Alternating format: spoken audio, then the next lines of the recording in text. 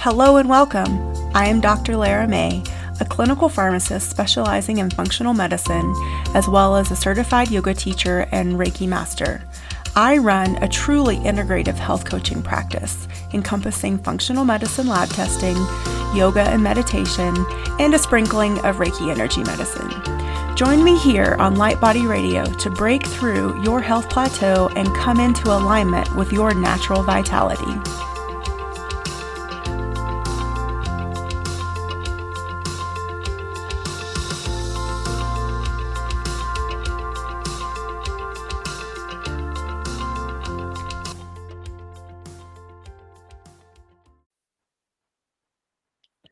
Hello and welcome to Light Body Radio. I'm your host, Dr. Lara May. I'm so happy to have you all here and to have our special guest, Bajaj.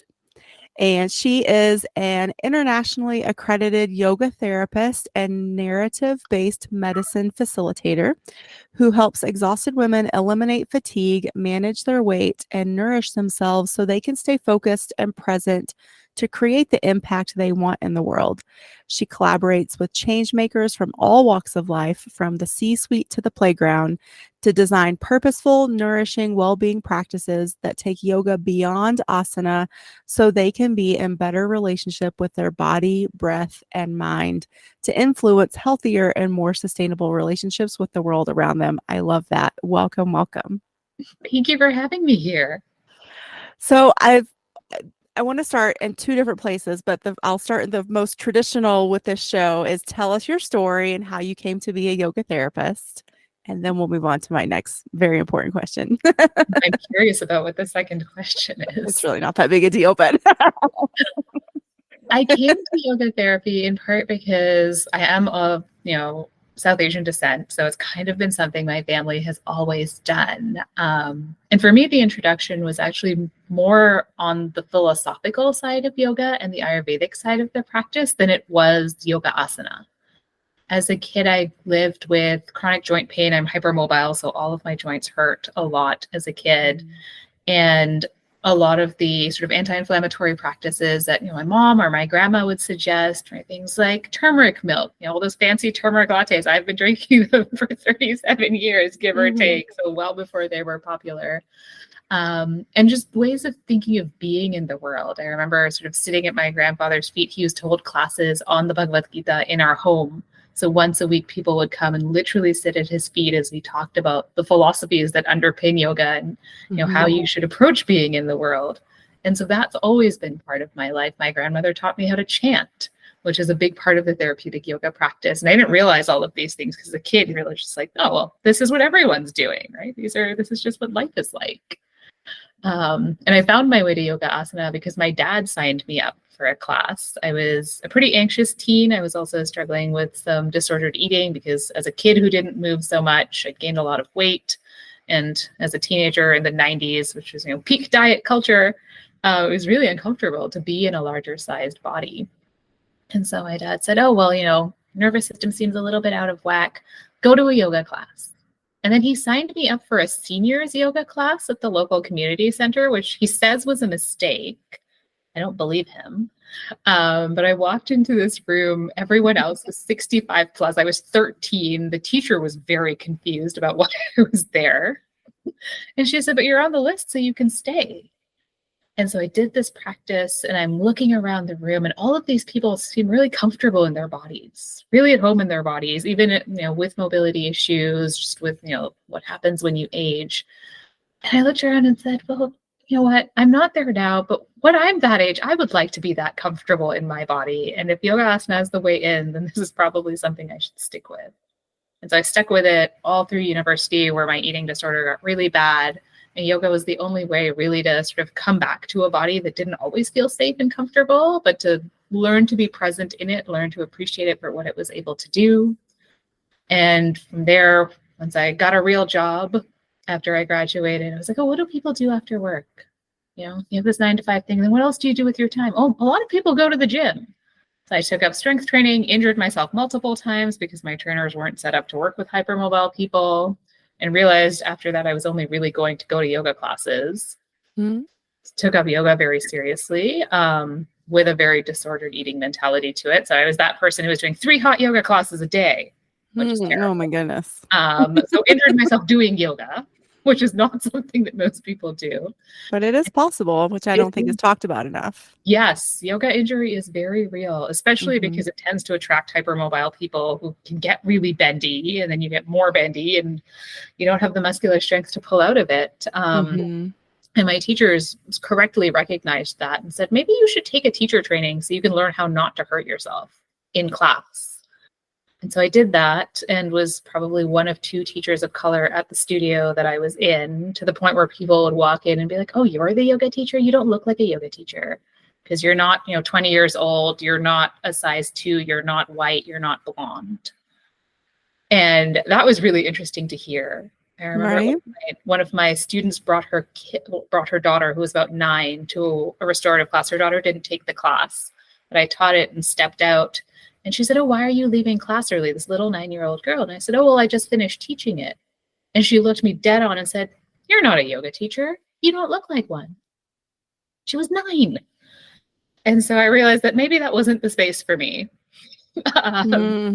And so opted then to pursue my training in yoga therapy, to use it more as a tool in one-on-one situations with people who are similarly struggling either with eating disorder or joint pain, because those are things that I live with. And then over COVID, I burnt out pretty bad and learned to use the practice in a new way to sort of come back to all of the aspects of myself. And now that's what I offer people from both my lived experience, but also all of my training.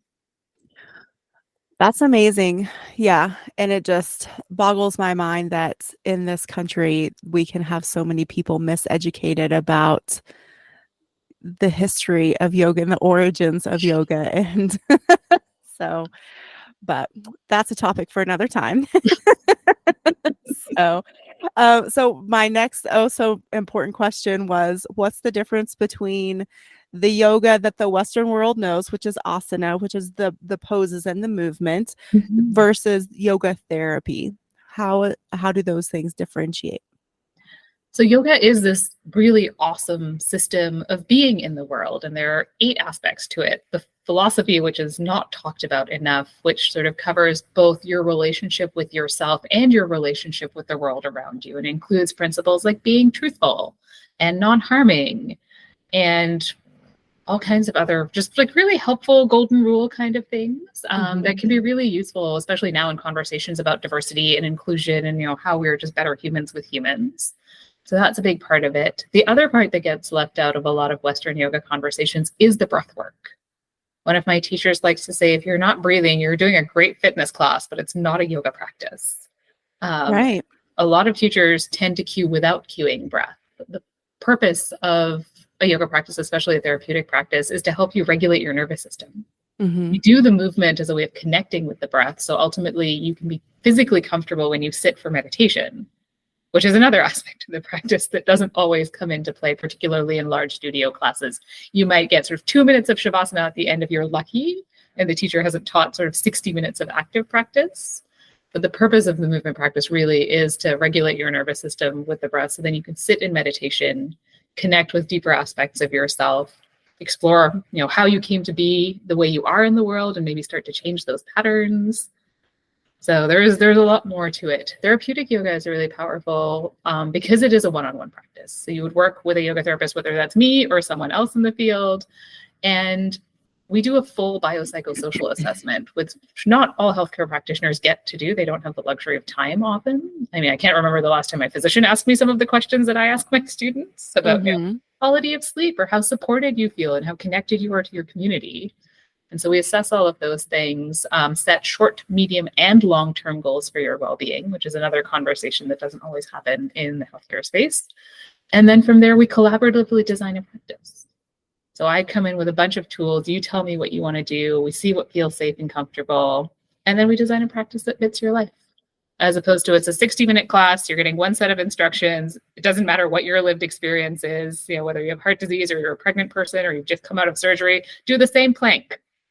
Right. Not great. And you, like me, you could injure yourself doing that kind of stuff. Whereas the yoga therapy practice is quite adaptive. So I've worked with students who are seeking to become pregnant, and we design a practice for that. And then unfortunately, like one of them fell down a flight of stairs.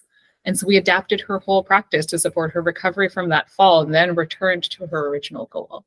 So it's really set Mhm. up to meet you where you are. Oh, I love that. Yeah, I guess I've been lucky in some senses to have some really balanced, I'll say, approaches in the Mm. studio classes that I've been to, but you're so right.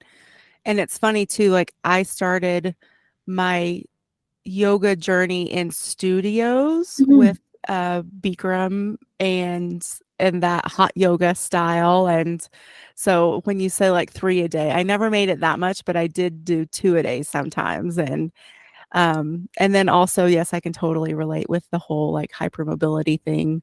Um, I wouldn't consider myself to necessarily be super hypermobile in my joints, but I am very flexible, Mm. which in some ways is good. But again, it's interesting in yoga, you really need to learn where to contract and support yourself because of that hypermobility. And you're right, that's not talked about enough.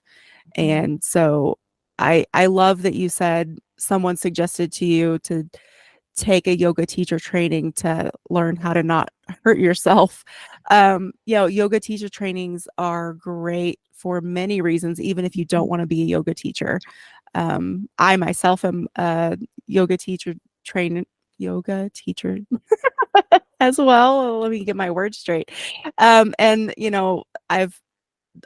I don't know how many people in my class that I took it with that were just there for just personal reasons. They had no plans to go on and teach. So I think that's interesting to just sort of put out there and have people that if you already do have a regular practice, or maybe you don't, but you want to, yoga teacher training can be a great way to even cultivate a really healthy practice for yourself, Mm. which, like you said, will expose you and start teaching you about the all 8 limbs of yoga Yes. and then help you incorporate them into, I think, a more complete practice so that you're not just like for me, I came at it actually from, I guess, a more athletic perspective. I think a Mm. lot of people that start with the Bikram style or even vinyasa flow, power flow, were there for, like maybe some, it's like a recovery day, but you're still Mhm. pushing yourself pretty hard. And, I actually ended up injuring my shoulder, Mm. probably with chaturanga push-ups, Yep, that'll do it. if I'm looking back on it. But I grew up as a swimmer, so I had a lot of movement and flexibility in those shoulders. But then through, too much stretching and, not contracting in other places, I Mhm. did, hurt myself. And those shoulders actually take a while to heal. And what a big lesson for me Mhm. and learn terms of, okay, it's that whole concept of balance in the body. So yes, you want to create space and flexibility, but when you create space and flexibility, you need to contract in other ways. Mhm. And what a great life lesson that is too. Like, okay, where are you? If you're going to create openness in this area of your life, maybe you do need to take it back in another Mhm. section of your life. And what does that look like? And I love that when you said the the yoga therapy aspect really brings these questions and creates this almost like a critical thinking within ourselves. Yeah. I love that. Yeah, and that's very much the goal when I work with students is not to set up sort of a lifetime of yoga therapy. It's to give you tools or inform you of tools that you can use on your own for the rest of your life. And then if you want to, occasionally come back and check in because something has happened, we can collaborate and set something new up. But it's really to give you a set of tools that you can go forward and use. Mhm. It's not, come see me every week for the rest of your life. That's not a lot of my colleagues like to say we're trying to work ourselves out of a job. We'll give you what you need. You go do. And then we're here if you Right. need us. Exactly. Well, and myself also being a life coach and a health coach, Mhm. that's also what I try to do with my clients is I don't want to have to see you every week for the rest of your life either. My whole purpose in doing what I do is empowerment and Mhm. to help teach others sort of what I've learned for myself.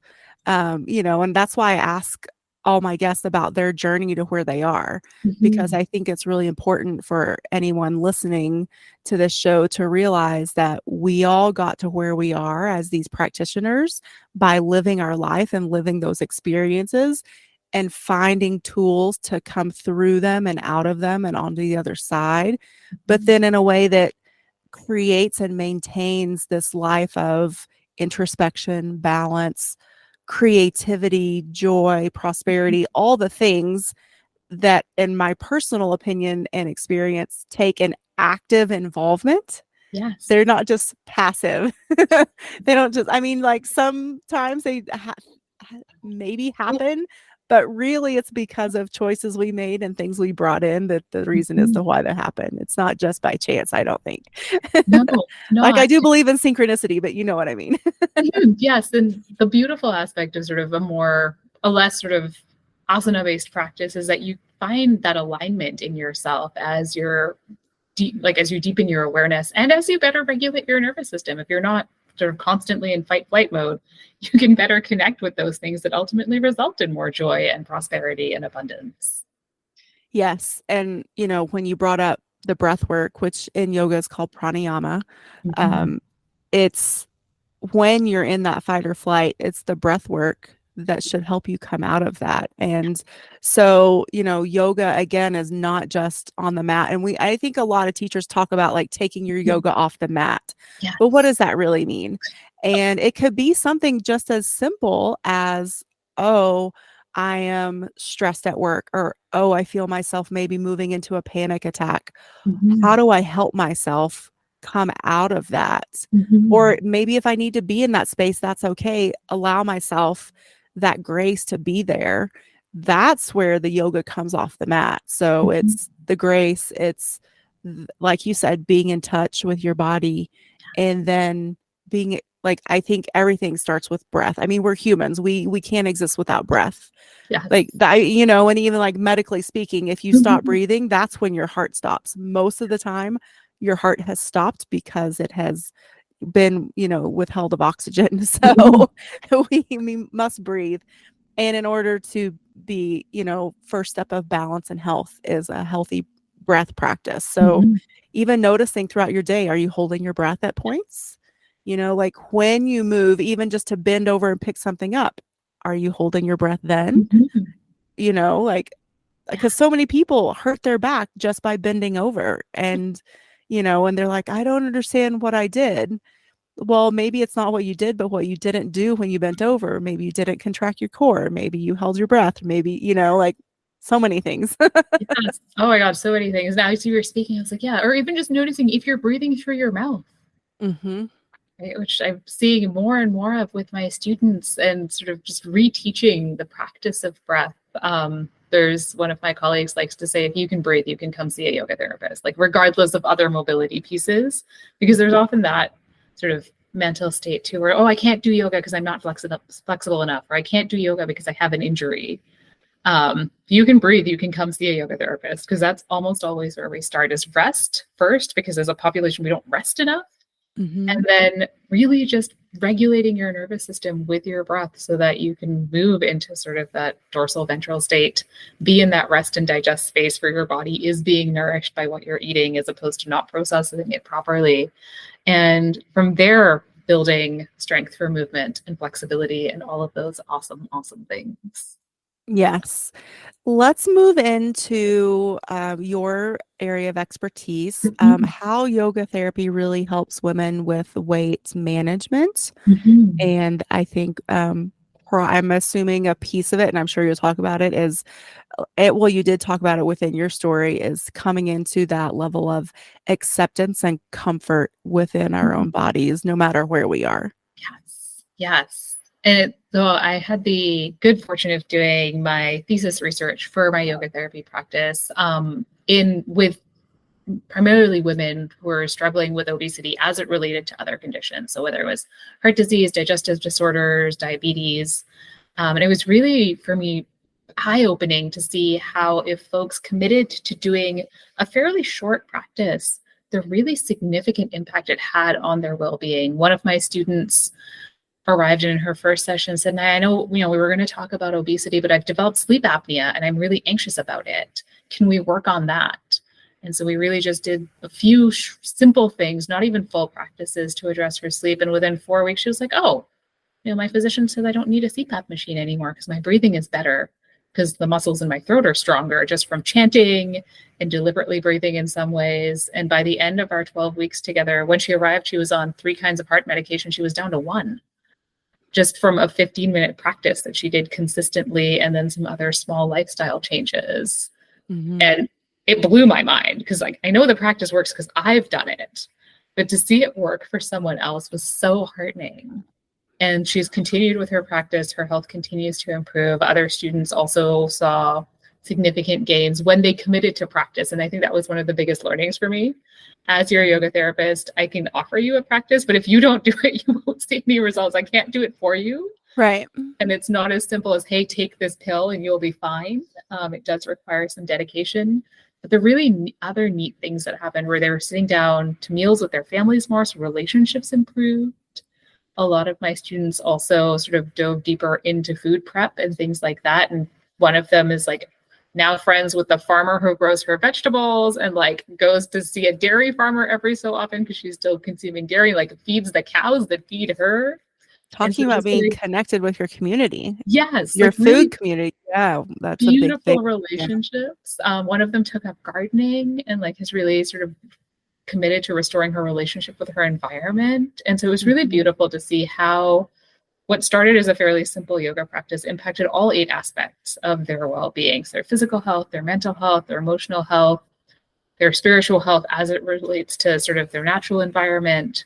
It's just really neat to see how, and then because of that, they were moving more, they felt more comfortable. So whether it was gardening or walking around a farm or whatever the case was, and there's such a, for me, what felt like monumental change, and something that their physicians noted, sort of it showed up in their blood work.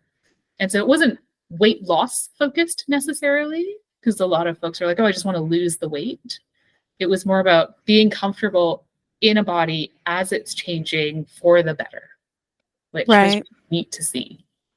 Well, and sleep apnea is so, it's a big thing that affects especially Western culture, and it really can be disruptive to your life. I mean, you mentioned earlier, as Westerners, we don't sleep enough, for sure. But that even of itself doesn't even come into really address that those who have sleep apnea, a lot of them want to rest because they're exhausted, because they're not sleeping, because they're apneic all night.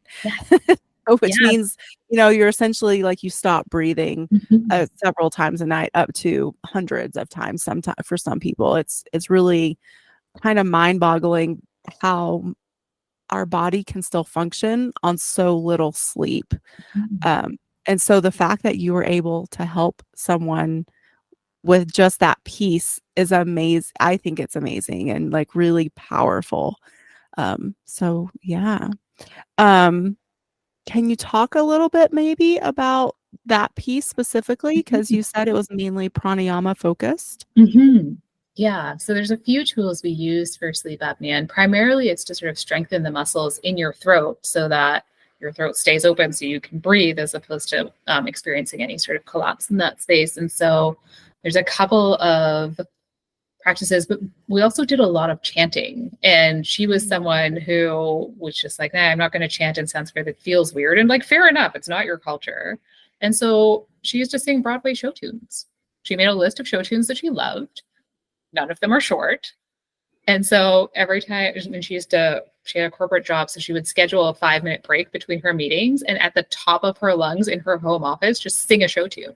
She was super happy as a result, because she loved what she was singing. And it strengthened all of the muscles in her throat. Singing also requires a lot of breath work. And so it sort of naturally was happening, as opposed to here's a deliberate, sit and do pranayama for however long, which can be difficult to do and boring for some people as well. Because I've had students who are like, oh yeah, I think I did 20, but I lost count at 5. And then I just kept going until I got tired.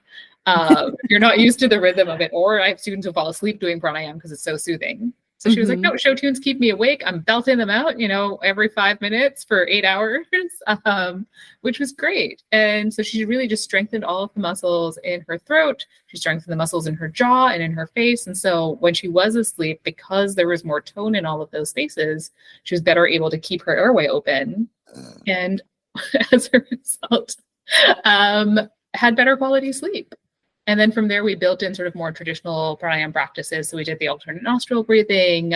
We did some shitali, where you sort of inhale through your teeth, and there's some neck extension and some chin tucking to continue to build strength and relieve tension in those spaces. Mhm.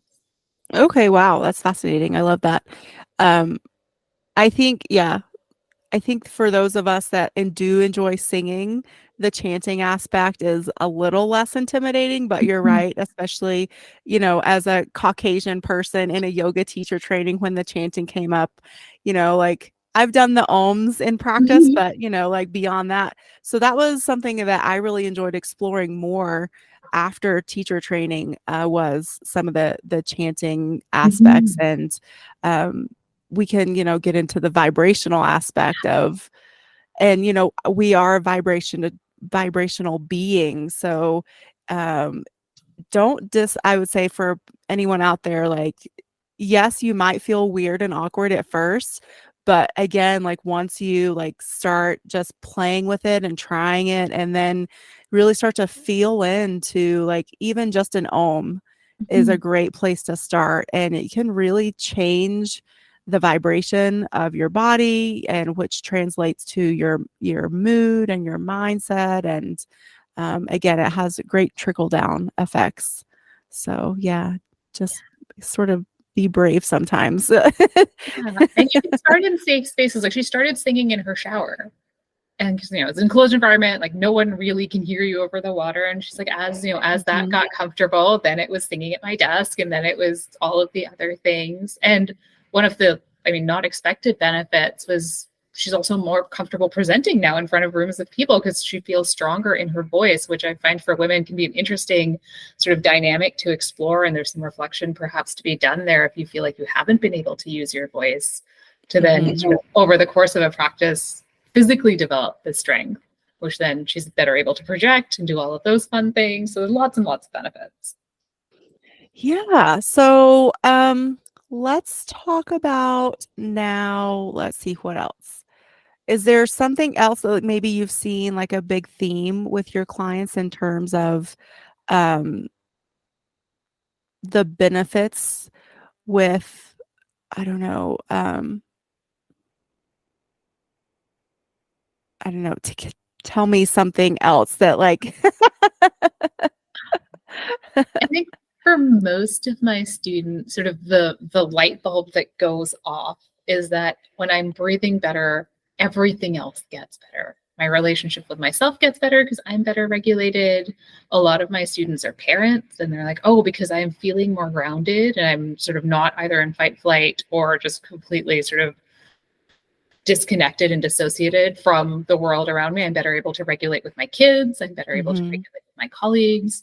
I do a lot of work with corporate clients as well. And they're like, yeah, my leadership has improved for my team, which has been really fascinating because I think we either people don't know or they forget that we co-regulate with each other, even in virtual spaces.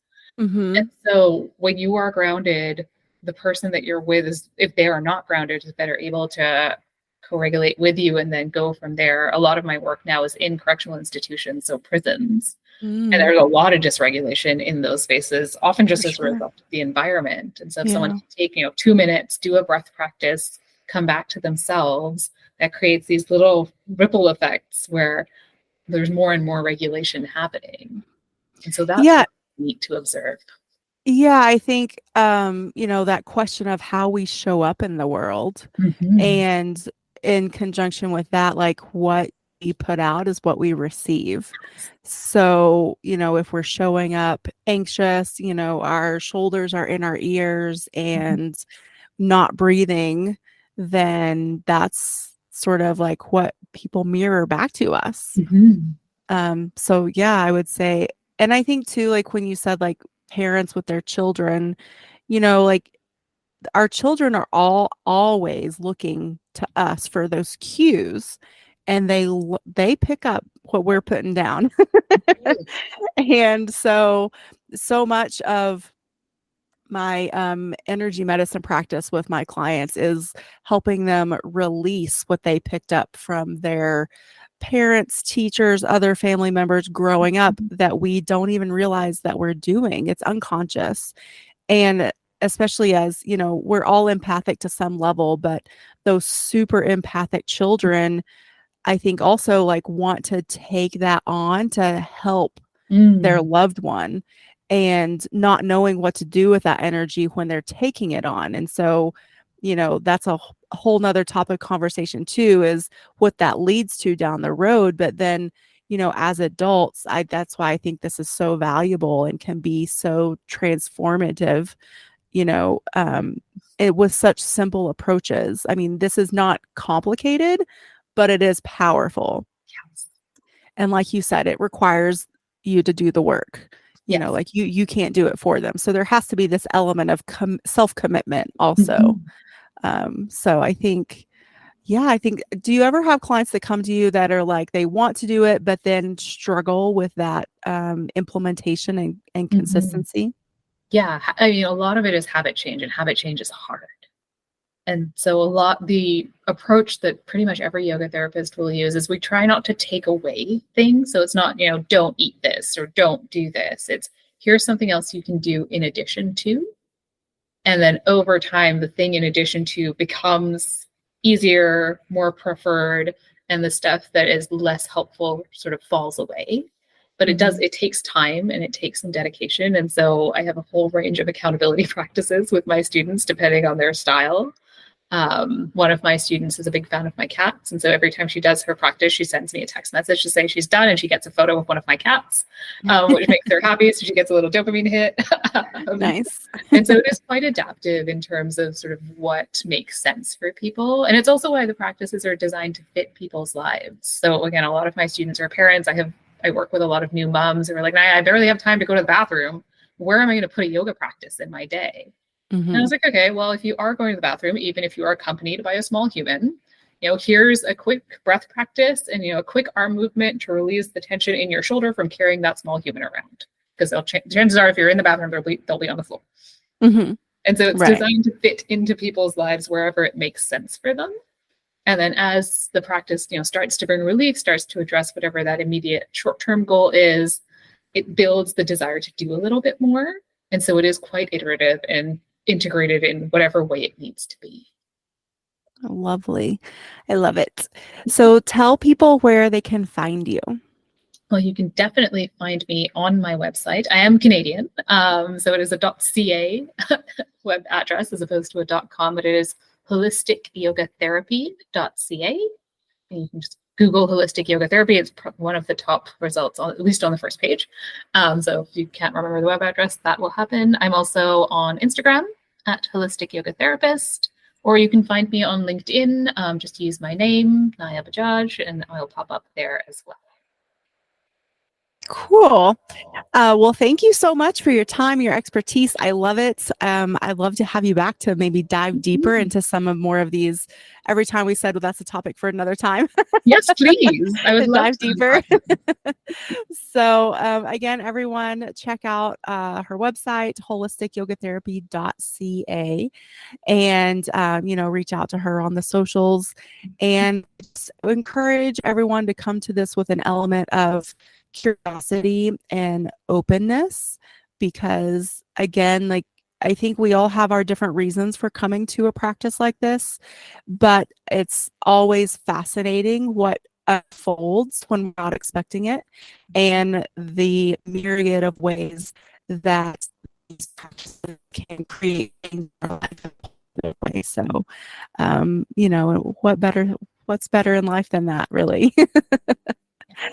So thank you, Naya. I appreciate you and your time. And we're going to look forward to having you back in the future. I look forward to being back. Thank you for having me for the first go round. Yes. All right. Thank you, everybody. And we'll catch you in the next episode.